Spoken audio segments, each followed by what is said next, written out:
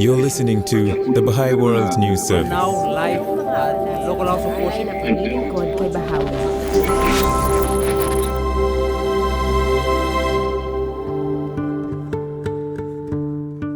During a visit to the Baha'i World Center, two representatives of the Bahá'í International Community sat with the news service to explore contributions that Baha'i communities in the Arab region are making to the discourse on coexistence. I'm Saba Haddad, representative of the Bahá'í International Community based in Geneva. Thank you. And I'm Hatem El-Hady. I'm representative of the Bahá'í International Community to the Arab countries based in Cairo, Egypt. So Saba, one of the areas of work for the Baha'i community is participating in discourses that are prevalent in our society. So can you share with us a little bit more about this area of endeavor? Yeah, it's actually in recent years, it has been very nice to see that more and more national Baha'i institutions as well as regional agencies are taking part in discourse, specifically about the cohesion in society, as well as the role of men and women, the role of religion in society, just to name a few. And I think we are more and more seeing how that it is not only coexisting means that we are live in harmony together, but how can we also go beyond this term? How really every member of the society can contribute fully to the advancement on a spiritual level, on intellectual level. So the Baha'i community, as well as many well-wishers of society, have been really engaged in thinking how this can happen. And maybe I would also like to hear, it would be wonderful to hear from you how this look like in the Arab world, and maybe also a few examples we can talk about specifically in this line of action. Yes, absolutely. I think, as you mentioned, it's really a burgeoning area of endeavor throughout the world, but certainly we see it here in our region, in the Arab countries, particularly because of the change that we've seen in our region in the last several years, and also the fact that it's a very young community, relatively speaking, with more than 60% of the population under the age of 30. And also we've seen in our regions that they're very rich in their history and very diverse ethnic, religious, tribal backgrounds. We've seen people coming together and exploring what kind of future do we want to create, and how do we create that collectively. So that has brought about a lot of conversations and a lot of opportunities to engage at the level of thought as to what future do we want to chart for ourselves. Yes, yeah. So maybe one example that I have heard in Bahrain, and that the community there and the endeavors there in Bahrain has been a beautiful maybe to look at, especially in this experience with the majalis. So maybe you can tell us how this experience looked like and how it contributed to the discourse of society. For sure. So in Bahrain, as well as other countries in the Gulf region, we see that this setup of majalis or diwaniyah, and in other countries also they call it cultural saloons. People come together, usually in the evening to have conversations about issues of society that they're concerned about. And they discuss topics of interest and concern. And these are really good opportunities to bring unity of thought, to bring even advancement to thought. And just like anybody who lives in those countries, Bahraini Baha'is have found opportunities to also engage in these majalis and have conversations with their countrymen and their compatriots about the development of their society and advancement that has taken place in that society over the years. Of particular interest in the last few years, we've seen that the Majlis in Bahrain has taken on the theme of coexistence. And they have really started to think about what does coexistence mean in a country so rich and so diverse as Bahrain. And they've started to explore what are the elements and principles that can contribute to coexistence in society, and what are the various forces, if you will, that are concerned about the development of that theme. So they explored how, in media, for example, media can play an important role to establish and really create a sense of unity and a sense of inclusion in society. But they can also play, on the adverse, a role in creating divisiveness and creating disunity within society. So as media professionals explore their role in realizing coexistence in society, they started to also explore what principles they need to adhere to, what practices and code of conducts they must realize and adopt, and also start to explore if their role is to convey reality as it is, or to try to actually shape opinion in a certain way. And so we've seen that development and those honest conversations developing in Bahraini society, which has been really quite exemplary and an opportunity to learn from. Yeah, I guess also one of the characteristics of such a majalis is that we are not only contributing on the level of thought, but also in a way that has a consultative atmosphere. So it is so wonderful that, you have participants from all representing all part of society, and each one's contribution is valuable and important. And we know that in the spirit of consultation, basically everyone is free to contribute, but also they put their kind of opinion on the table and then be detached of it. And this is such a beauty in that, because it requires also detachment. It requires that this honesty, and as well as, we are willing that only the truth appears and that only the truth sparkles. And in that atmosphere, in the majalis, I think, with such a spirit, there's so much to learn.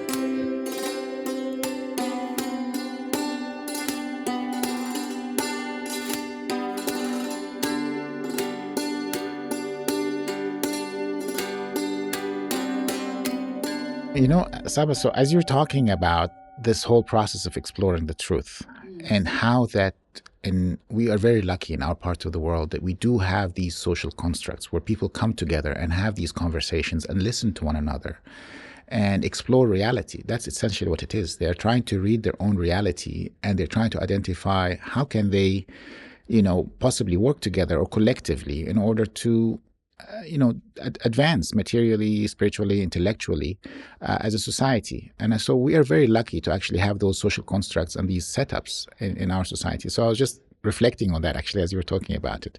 It's not like we have to create something that does not exist. Exactly. It's already existing. Yeah, like these majalis, they are also it is within the fabric of the Bahraini society, no?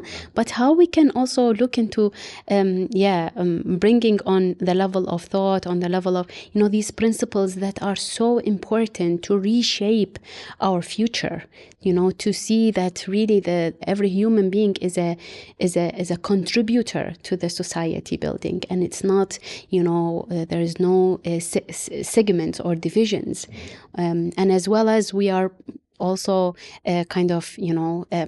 still keep our heritage, our culture. It's so wonderful to see that, because also a consultation that looks like maybe in the majalis, it's maybe taken in a different form internationally in Geneva, for example. But the principle is the same, but maybe the forms are keeping the culture, but as well as preserving. So that's also another concept, is that unity and diversity, that, we have this, and that's what we want to build. We want to ultimately have a unified society, yet preserving this also culture in it,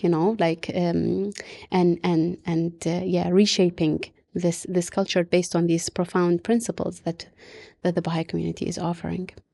Yeah, so in that context, unity does not mean uniformity. Unity means, appreciating the diversity that exists within our society, the richness that this diversity can bring, but then also identifying common concerns that we could and must work collectively on, and then learn how to do so, how to actually work collectively in order to better our reality or improve our future or chart a future that we're also happy with.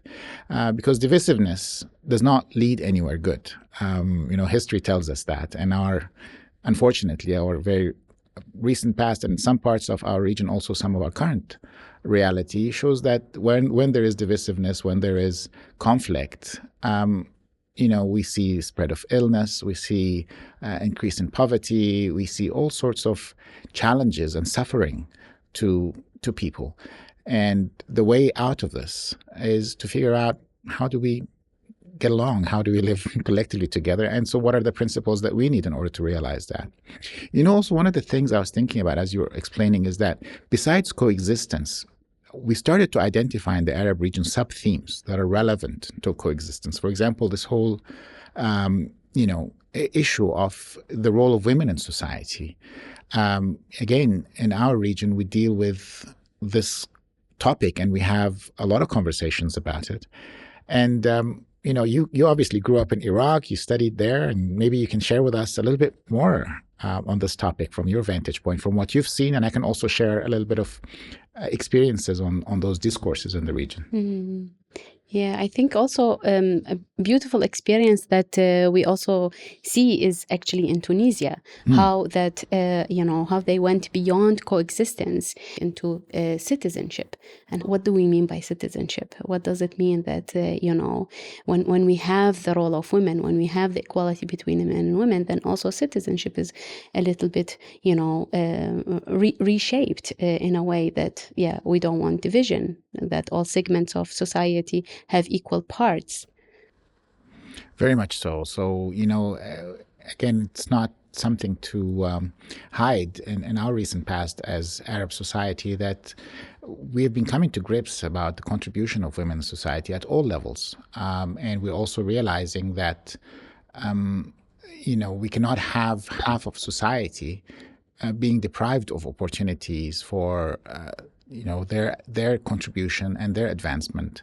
And so this process, as you said, has had a massive spillover effect to recognize that after we recognize that half of society needs to be given equal opportunity and equally contribute to the advancement of our societies, we need to look at all components of our society. We need to look at every and each person that exists in our society and see, are they given the opportunities to contribute, to advance, or not? And then we can evaluate all of our systems. We can evaluate our educational system. We can evaluate our, if you will, social systems, and see what is preventing some components of our society to contribute fully to the advancement. And I think this mindset, this inclusive mindset, is probably what these discourses are helping us to develop, right? We're developing a more inclusive society, and accordingly, we're developing a society that's also realizing that the well-being of part of it is really realized as only possible through the achieving the well-being of the whole. And this is also wonderful because it's not only done in certain places, like, for example, in Kuwait. It's not only done on a level of, thoughts, but it goes back, it goes to the neighborhood, and how women, it was I think also a beautiful experience to see that a group of women thinking about the education of the youth, of their children, thinking not only coming together and seeing, okay, what are the challenges that my children are having in school? How can I think about elimination of prejudice that I see, whether I am a Kuwaiti or not. I do contribute to the society in an equal share, but how does this look like in practice? So it's really amazing. They were thinking, how that we can beautify a park that can be a place where we come all together as families and let our children play together. Diminishing all these maybe prejudices that have been built over time, and allowing that to look at the human being as a noble human being in his essence, So I think these are very important, that we take it also beyond the level of thought, but actually, in all aspects of life where we live. As you spoke about Kuwait, I also remembered an example that we have in my own country, in Egypt, where some of the families are in one neighborhood. They were engaged initially on moral education classes.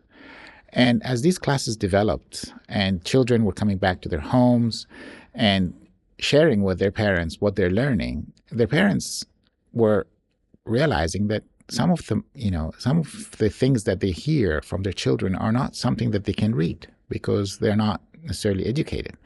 And so this neighborhood, they started some literacy classes, right? So they started working together to organize literacy classes so that all the mothers of these children who were receiving moral education classes can actually learn how to read the writings that their kids are learning. And so that process of, again, inclusive development and collective development started to really flourish in this neighborhood. And we've seen it moving from one pocket to the other, where one neighborhood now have got several pockets. These types of activities are, thriving in.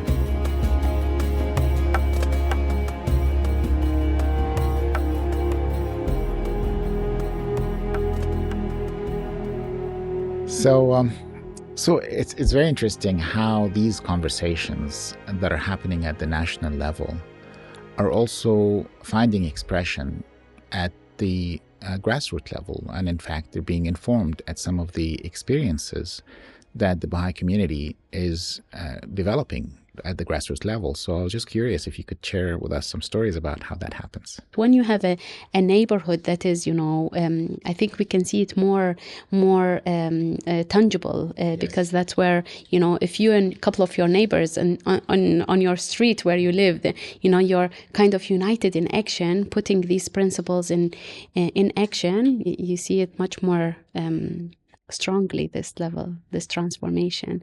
And it's absolutely wonderful to have this, because then we can also, come and observe this, and then everyone think that, okay, maybe I can do this, maybe I can also contribute to this, in a very tangible way. Very much so. And so what we're starting to learn about is that as we create communities that are vibrant and have got real life in them, where people are concerned about not just their own development, but the development of the whole neighborhood where they live in.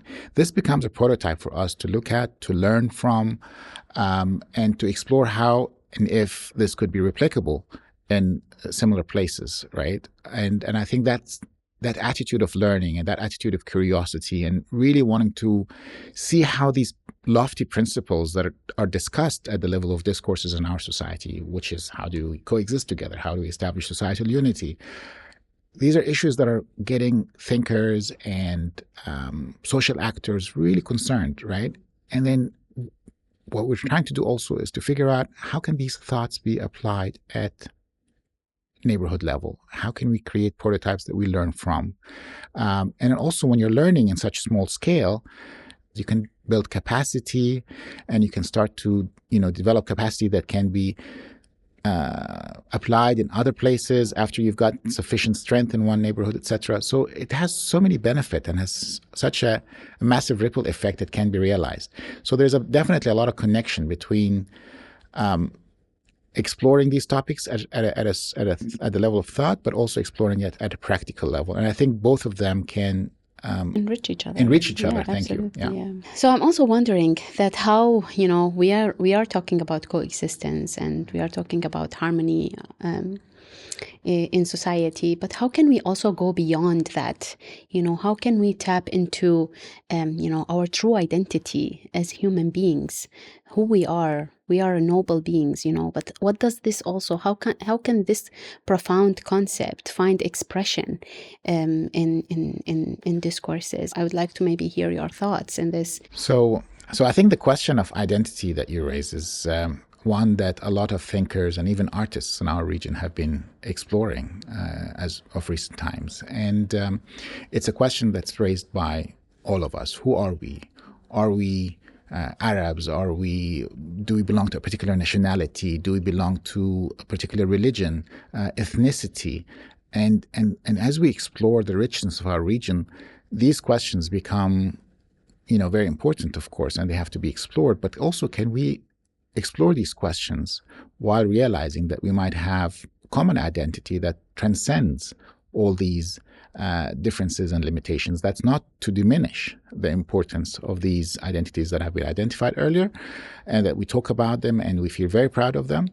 But it is actually to explore how can we live together, recognizing that we do have some commonness. We are fundamentally human beings with higher purpose, with spiritual aspect to our life and a greater purpose for it that can help us. These kind of ideas can help us transcend differences and go beyond just thinking of ourselves with such limitations. This is absolutely very profound and very wonderful. And I think it reminds me also of an artistic expression that actually was also on a national TV in Bahrain with this beautiful song that was that says خلقنا الله من تراب واحد. God has created us from the same dust.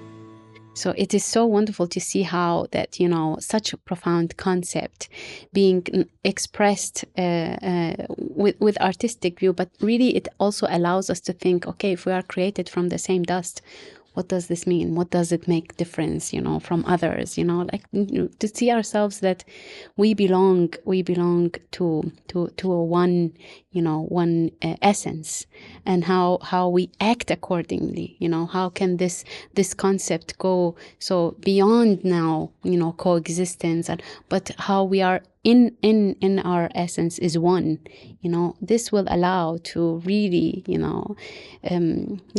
this allow humanity to flourish. Absolutely. And I think the recognition of this oneness is so critical for us as we explore how do we advance as society. We have so many common challenges that we're facing, whether it's the environmental or economic or otherwise. And so if we're going to deal with all these big challenges that face us right now as humanity without recognizing our oneness, it will be even much harder, all the more harder. So this is such an important realization that we need to build on. And I think the more we look into our commonalities, the more we are united. The more we look into our differences, the more we are divided. Yeah. It's so important to see who we are, as a whole humanity. And we are talking about the essence of each faith is one, in its essence. You have to be honest. You have to not backbite. You have to, all these fundamental principles, they are all one in all of these religions. So, but how we can all put them in practice, no matter what religion I belong to. I think that's how we build unity.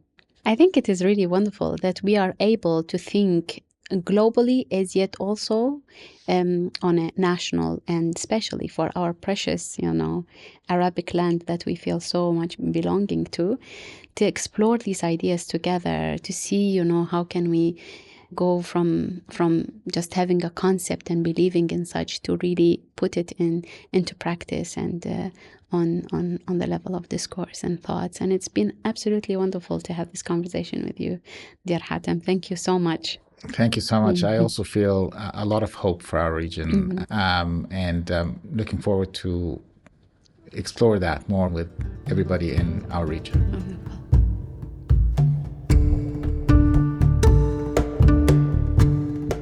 You're listening to the Baha'i World News Service. For more information, visit news.baha'i.org.